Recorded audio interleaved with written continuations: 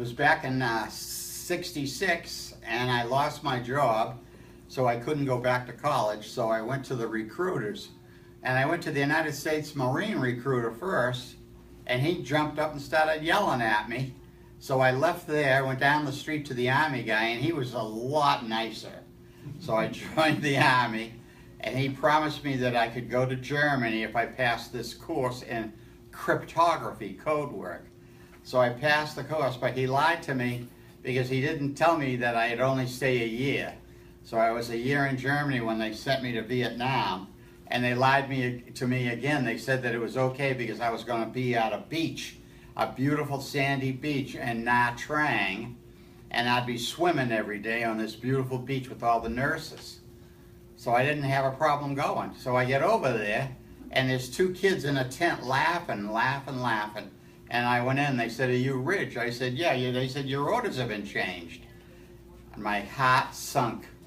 I said, "Well, where am I going?" And they said, "You're going to the 1st Cavalry Division, Air Mobile." And I said, "Where are they now?" They said, "They're saving the United States Marines up in Khe Sanh Valley." And then I knew I was in trouble. And I ended up spending 1 year with the 1st Cavalry Division. And it wasn't easy, or wasn't nice. We get hit a lot, and so on and so forth. But it turned out to be a good experience for me because I lived. I came home and I finished college, and then I went to law school on the GI Bill, which was nice because I didn't have to pay any tuition, and I was tuition free when I finished. And I worked for a small company. I never became a millionaire, but I worked for a small medical instrument company. I learned a lot about neurology and so on. I know that when I was leaving on that last day, my mother had passed earlier, and my father was a World War II guy. So I said to him, "Dad, you got any advice?" And he says, "Don't gamble, don't loan any money, don't borrow any money, keep your mouth shut, and never volunteer." We were encouraged to write letters back home, and the folks back home, and especially my girlfriend, wrote to me all the time, who's now my wife. And that was always nice to get letters, especially when I was in Vietnam. And they had mail call, and you're sitting there waiting for your name to be called, and then you hear your name and they give you a couple of envelopes. That was always wonderful. So if you're in, write home, and if you're not in, write to the soldiers in your life and the sailors in your life. And I've got no complaints about the VA, by the way. None. I had good treatment. I was in Massachusetts, and then I came down to Florida, and I've never had a problem with the VA. They were good to me, and I was honest with them.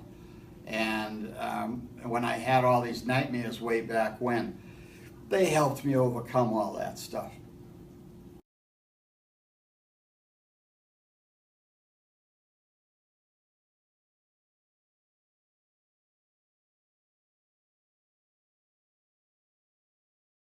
It's all from Germany. And that's them. And they're all gone. It's too bad. They were good guys. We liked each other. He says, "Clean up that big thing there." And I did. I didn't know. It was all that blew in my face. And I just thank God I come out of it.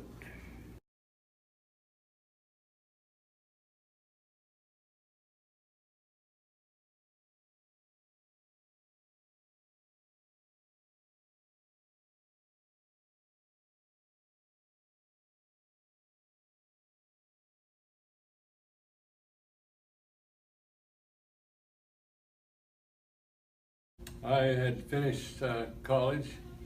I had my Bachelor of Science degree in chemistry and mathematics, and Uncle Sam was breathing down my neck, and I applied for entrance into the Navy's Officer Candidate School at Newport, Rhode Island. When I received the orders from the Navy to report up there, I also received a draft notice. So I got up to leave, and I was walking out the door. I had the two papers in my hand, feeling very dejected, and all of a sudden I'm looking at a belt buckle. biggest guy I ever saw in my life. He was a giant, and he wasn't fat. And I bumped right into him, and he reached out and grabbed me by the 2 arms and picked me up and sat me down. And he said, "You seem to have a problem." And I said, "Yes, sir." He said, "Do you mind telling me about it?" I said, "No." I said, "I have orders to the Navy's Officers Candidate School here, and I have orders to be drafted here." And he took the orders from my hand for the draft, and he tore them up. I didn't find out till the next day who he was.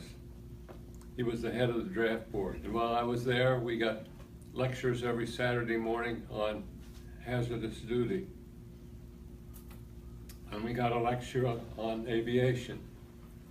And I said, "That sounds like me." And I ended up going to Pensacola, went through flight training there and all over the place. And then I got my wings and I got assigned to a squadron. Of course, when I first came in, I was a junior pilot. But I had always worked to be the very, very best I could. And that's a piece of advice I'd give any young man. I served out my time, 4 years, in the VS-27, which was the Navy's best air squadron in the whole Atlantic Fleet for 3 straight years. I quit counting at 100. I flew over 100 missions off the carriers. And I got out, went back to a civilian job, and then the Cuban Missile Crisis came along. And John F. Kennedy called up a number of people to active duty. Pack up our gear, pack up our planes, and fly to Guantanamo Bay, Cuba for a year. And I had a wife at home with 2 small children. One day, the captain said, "Nobody's flying today." And he didn't say why, but everybody had heard that the Chief of Naval Operations was on the base. The captain of our squadron grabbed my arm and said, "Come with me." He took me into his office and he said, "You have been selected to fly 1 mission today."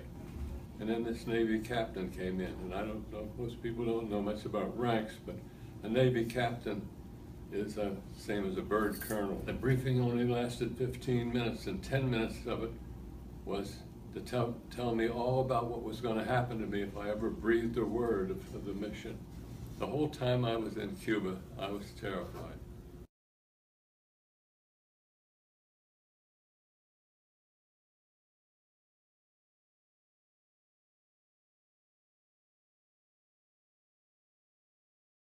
Well, I went into the Navy in 1966. I put in 8 weeks of boot camp, and then I returned back up there for A school. So up in Great Lakes, it was terrible because it was so cold. And when sub school was Groton, Connecticut. And I stand there and I think 8 weeks. They gave me a new job, which was ice steaming for the boat. So what I do is I went down from one deck to the other. There were big batteries underneath. Now they are very large. There were 26 cells, and these cells this high, and you have 4 batteries. That's how we ran the ship. I had to recharge the batteries. First thing I can tell anybody you wanted to do is find something that you like, and that you will do well. Learn a craft. Good it to work for yourself. Do the job. If you like it, stay. If you don't like it, get out. That way. That's the ship's parts. Submarine was finished in 1940.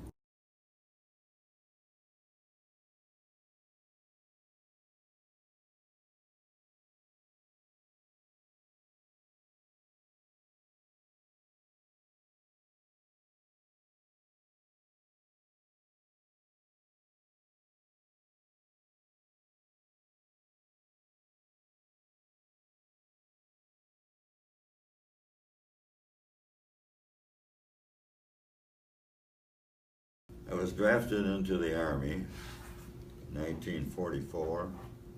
At that time, I didn't know where I was going, but they lined everybody up, and this person went to the Navy, this went to the Army, and I was down there with a buddy of mine.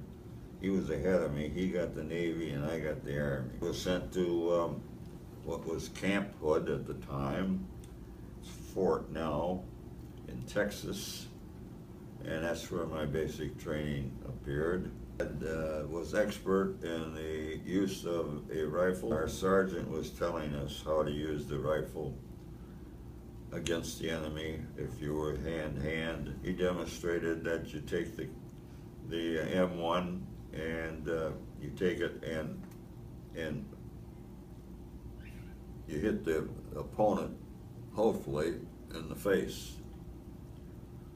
So he called on me to demonstrate. So I walked up to him and went like that and knocked 3 of his teeth off. And where we, and I and many, many, many, many others went over on the Queen Mary. Was assigned to the 87th Infantry Division. Our commander, Eisenhower, called a meeting of his generals and staffs, and he opened the meeting by saying, "We are in trouble up in Bastogne." Patton jumps up and he said, "I'll have my whole Third Army up there in 3 days." I didn't know it, but we were attached to the Third Army under Patton. So we got up to Bastogne and replaced the 101st who had been up there. So we held that position until other divisions and attachments got up ready for the Battle of the Bulge. Well, we had probably the biggest battle in the history of the United States. Patton picked the 2nd Battalion of the 87th Infantry Division to try to break through the Siegfried Line. It had never been done by anyone. In breaking through the Siegfried Line, we were awarded the Presidential Unit Citation. It's the highest unit citation that can be received by a unit.